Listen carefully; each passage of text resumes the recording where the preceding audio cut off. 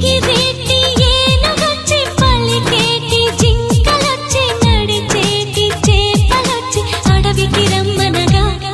ఆ కోనల్లో కొమ్మల్లో ఉయ్యాలుగేసి ఆ కొమ్మల్లో పళ్ళన్నీ రుచి చూసి ఆ పళ్ళల్లో మైకంతో మోహం కమ్మేసి చలిగా గిలిగా తొలిగా త్వరగా అటుగా ఇటుగా మరి నువ్వే నాకు ముద్దిస్తావని తడివేదాలు ముద్దిస్తావని నమ్మడానికి ఎంత బాగుందో